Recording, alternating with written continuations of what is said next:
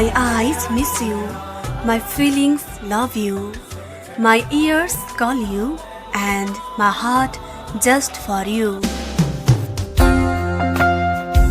सुमधुर गीत र स्वीट लभ लाइन सँगै तपाईलाई स्वागत छ तपाई सम्पूर्ण प्रेमिल मनहरूको जीवन्त प्रस्तुति कार्यक्रम जस्ट फर यू मा।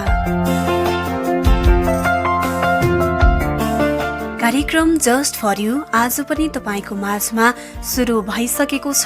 तपाईकै हृदयको आवाज ढुकढुकी एफएम 95.2 मेगाहर्ज को ध्वनि तरंगबाट र इन्टरनेट अनलाइनमा www.edhukdukifm.com लगइन गरेर पनि हामीलाई विश्वभरिबाट एकैसाथ सुन्दै हुनुहुन्छ। कार्यक्रम जस्ट फर यूमा हामी तपाईकै सम्मान स्पेशललाई तपाईले आफ्नो मनभित्रको कुनाबाट लेख्नु भएका केही मायाका भाव समेटिएका पत्रहरूलाई समावेश गर्छौं र आज पनि तपाईले नै पठाउनु भएका ती मायालु शब्दरूपी पत्रहरू लिएर उपस्थित भइसकेकी छु म लक्ष्मी। त्यसैगरी मलाई टेक्निकली सपोर्ट गर्दै हुनुहुन्छ परशुराम निरौलाले। हरपल कसैको उपस्थिति कल्पिँदै मौनतामै विलीन हृदय र त्यही हृदयभित्र कोही पुष्पित अनि पलवित हुनुको महसुस, उसैको कल्पनामा मात्रै रमाउने मन, उसैकै स्पर्शमा मात्रै सजीव झै लाग्ने तन, उसकै साथले मात्रै सार्थक बन्ने यो जीवन। यही जीवनको धागो बस जोडिएको छ उसैसँग, जुन धागो टुट्दा जिउनुको अर्थ चुडिन्छ, सपना देख्नुको मतलब टुटिन्छ। त्यही जोडाइको मिठास र टुटाइको पीडा महसुस गराउने यो हो प्रेमिल मनहरूको जीवन्त प्रस्तुति कार्यक्रम जस्ट फर यू।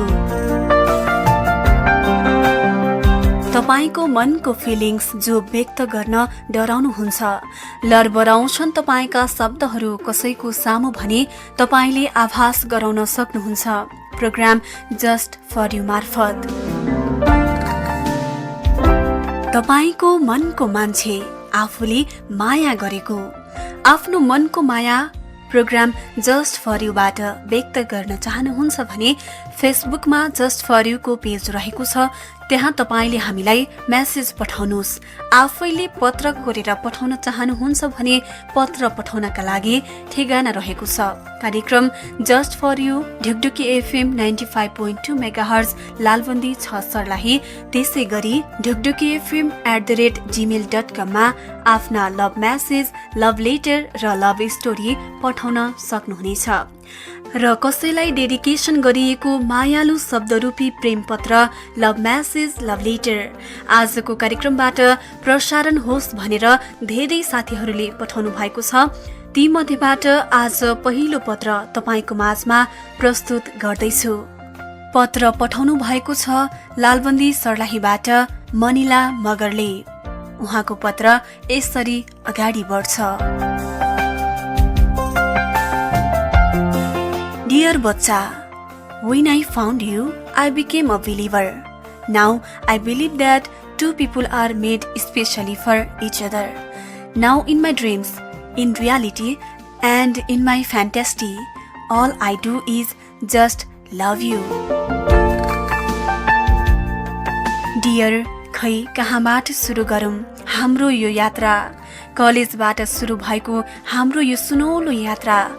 थाहा छैन कसरी बोल्दा बोल्दै, हँसाई मजाक रमाइलो गर्दा गर्दै मायामा परिवर्तन भयो।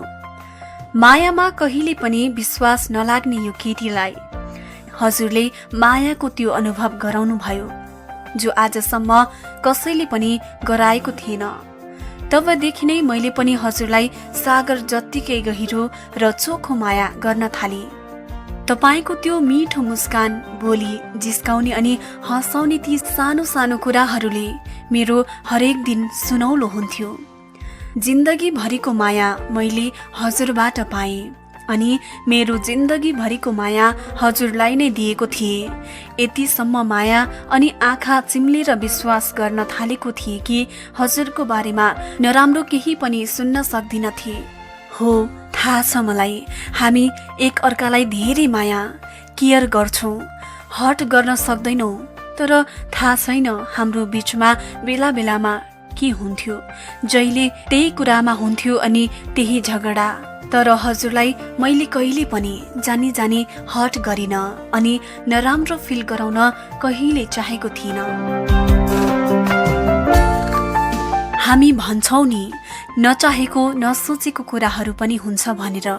हो त्यस्तै हुन्थ्यो। But trust me, I had never try to let you down in your eyes. हजुरले सम्झाउनुहुन्थ्यो हरेकचोटि। हजुरलाई लाग्थ्यो म नसुने चाहिँ गर्छु, बट होइन त्यस्तो। म हरेक कुरा सुन्थे अनि बुझ्थे पनि, तर म त्यो कुराहरूलाई कसरी युटिलाइज गर्ने भन्ने कुरा बुझ्दिनथे। जब छैन हाम्रो लाइफमा के हुन्छ। But ya remember, I will be in your side forever. Whenever you need it I will be there. अरू केही होइन, मात्र यत्तिकै मलाई धेरै बुझिदिनुहोस्। मेरो बिहेभहरू हजुरलाई रङ लाग्छ भने मात्र त्यस्तो नगर भनिदिनुहोस्। And sorry for everything. I love you more and more than anyone else. I will never think and fear of losing you. You are my everything. Be with me forever. I just pray to God that you live happy forever in your life. Live long, take care, and yeah, love you and miss you more, bacha. Your lovable person, Dallu. हजुर कार्यक्रम just for you को पेजमा message गर्नु भएकोमा मनिलाजीलाई धेरै धेरै धन्यवाद। आगामी दिनहरूमा पनि आफ्नो मनको भाव गुम्साएर मनभित्रै नराख्नुहोला, पोखिदिनुहोला कार्यक्रम जस्ट फर यूमा भन्दै मलाई तिमीसँग बोल्दा पनि मन दुख्छ अनि नबोल्दा पनि।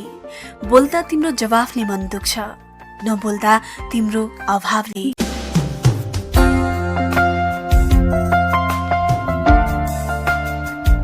मनमा उब्जिएका भावनाहरू, कसैलाई भन्न खोजिएका मायाका कुराहरू अनि तपाईका ती भावनाहरू तपाईकै समवान स्पेसलसम्म पुर्याउने केवल तपाईँ अनि तपाईँको प्रेमको लागि कार्यक्रम जस्ट फर यू तपाईँले सुन्दै आइरहनु भएको छ।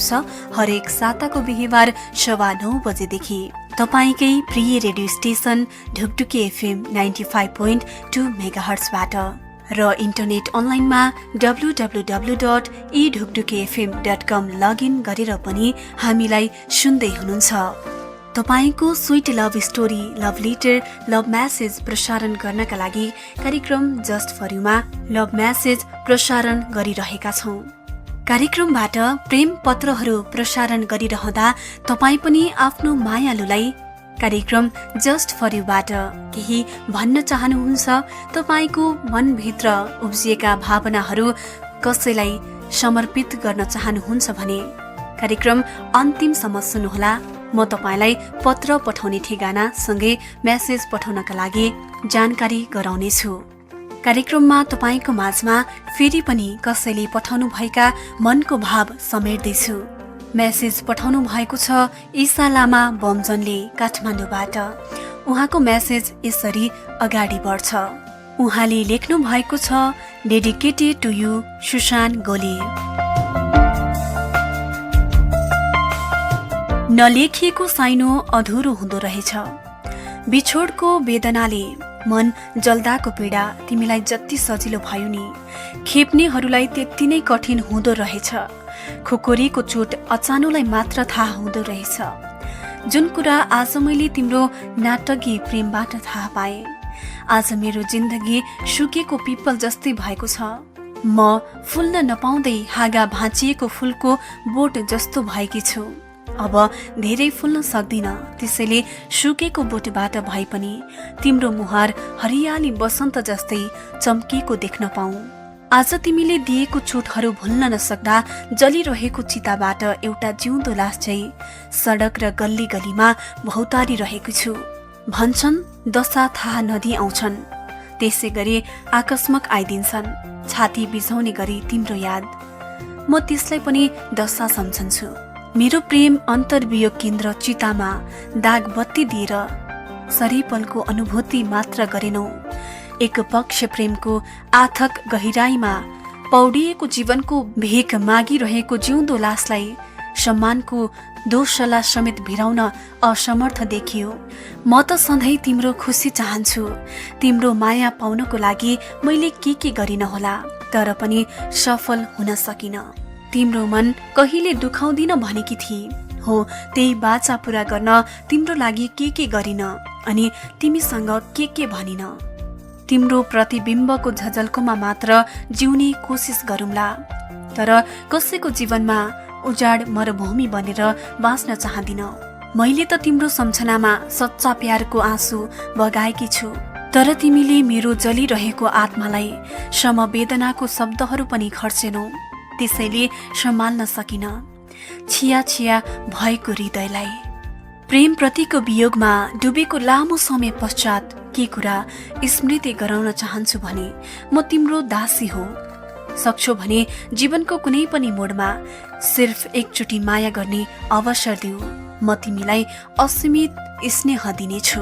मेरो असीमित मायाको अखिल्तो भेलमा आफूलाई भुलेको पत्तै पाउने छैनौ।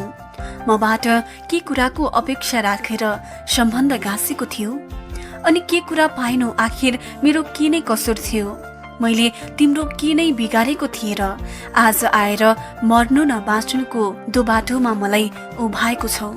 हुन त गल्ती मेरै थियो। दिलमा सजाय पनि म आफैले पनि सजाय भोग्दैछु। म आफै, किनकि तिमीलाई र तिम्रो नाटकीय प्रेमलाई चिन्न नसक्नुको आत्मा क्लानीको राफले पोलिरहेको छ। छटपटिरहेछु म तिम्रो यादमा।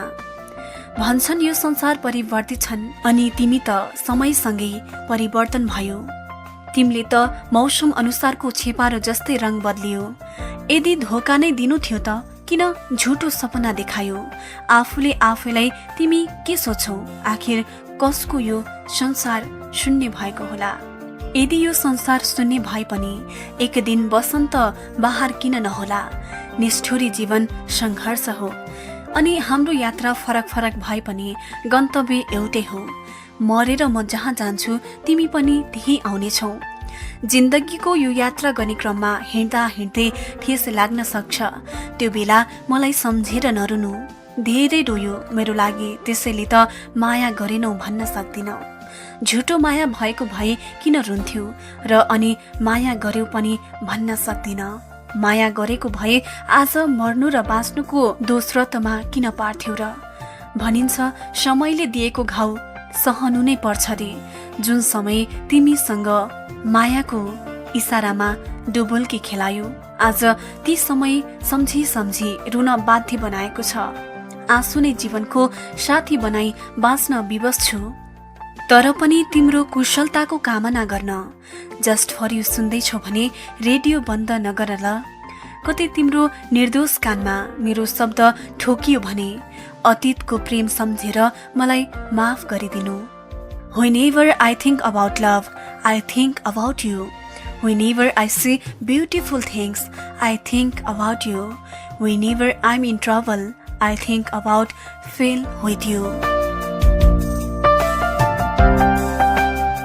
कार्यक्रम जस्ट फर यु को माझमा छौं। कार्यक्रमको अन्तिमतिर आइसकेका छौं। अबको क्रममा तपाईको माझमा आजको अन्तिम पत्र पठाउनु भएको छ रेहाना भुजेलले लालबन्दीबाट। उहाँको पत्र यसरी अगाडि बढ्छ।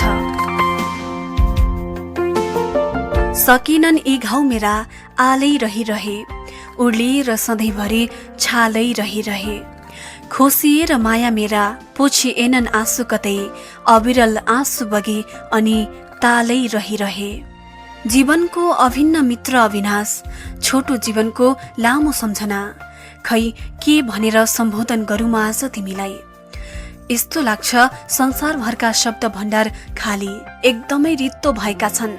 किताबमा अक्षरहरू छरपष्ट छरिए झै मलाई पनि तिम्रो सामु छरिन मन छ, पोखिन मन छ बिल्कुलै ती अक्षर जसरी। पत्रा पत्रा भएका मनका भावना समेटेर तिम्रो नाममा यो पत्र लेख्दैछु। म आशा गर्छु तिमीले मेरा मनका भावना बुझ्ने प्रयास अवश्य गर्नेछौ। शरीरको तुसारोले नछोडेको अनि बसन्तको उमङ्गले नछोएको मन, त्यही माथि साउने भिल सरह ओर्लने तिम्रा सम्झनाका लहरहरू। मलाई थाहा छ समयले हामीलाई घाम र जुन जस्तै बनाइसकेको छ, तैपनि किन हो तिम्रो सामु हुत्तेको छ यो मन, मैले चाल पाउन सकेकी छैन। तिमीले मलाई छाड्नुका कारण अस्पष्ट छन्, प्रश्नै प्रश्न मनैभरि यसै छरपष्ट छन्।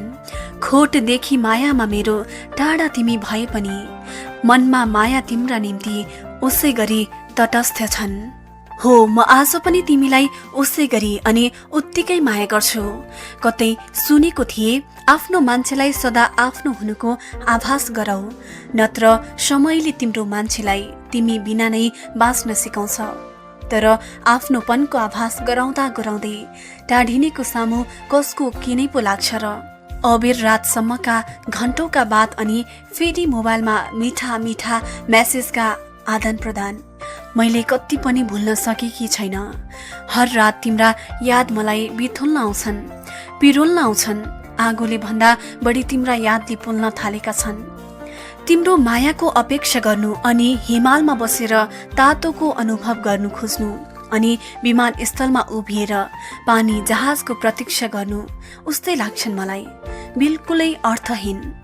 वास्तवमै प्रेम जिन्दगीमा एक थोक बनेर आउँदो रहेछ अनि सब थोक लिएर जाँदो रहेछ।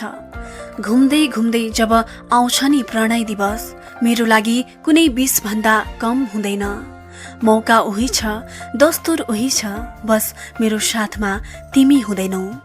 बिछोडको पीडा अनि अतीतको मिलन, एक आपसमा बल्झिँदा तिम्रा नाममा सजाइएका लाखौं सपनामाथि धक्का लाग्न पुगेको छ। कस्तो अचम्मको छ यो मन, कस्तो अचम्मको छ यो मनको नाता। यो मन आज पीडामा छ अनि पीडा दिनेवाला मनमा।